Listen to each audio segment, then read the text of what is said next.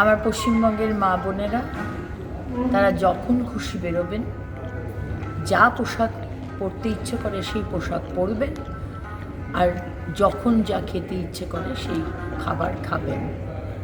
কেউ বলবে না আপনাকে কি পরতে হবে, কি খেতে হবে, আর কখন আপনার বেরোনো উচিত বা কখন আপনার বেরোনো উচিত নয়। আমরা বলবো না রাত্রির 8টার পর মহিলারা বেরিয়েছে কেন।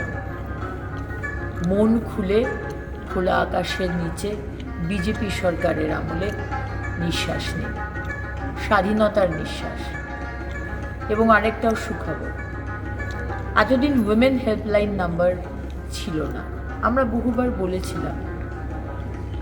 তাই খুব শীঘ্রই 181 উইমেন হেল্পলাইন নাম্বার আমরা চালু করতে শুরু করেছি, চালু করব খুব তাড়াতাড়ি, খুব শীঘ্র।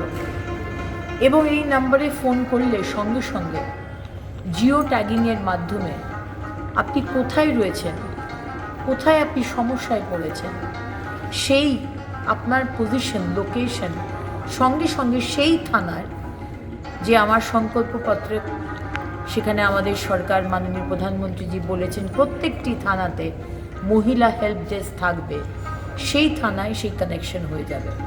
সুতরাং আপনি যে থানার সবথেকে কাছে, সেইখানে জিও ট্যাগিংয়ের মাধ্যমে সেই থানায় খবর পৌঁছে যাবে যে ইমিডিয়েটলি আপনার কাছে যেন হেল্প পৌঁছে যায়। তাই আমার সমস্ত মা বোনেরা, আমার সমস্ত মা দুর্গা, মা লক্ষ্মী, মা কালী, মা সরস্বতী, মা মনসা, মা জগদ্ধাত্রীরা আর মরাল পুলিশিং আপনাদের কেউ করবে না। ভালো থাকবে।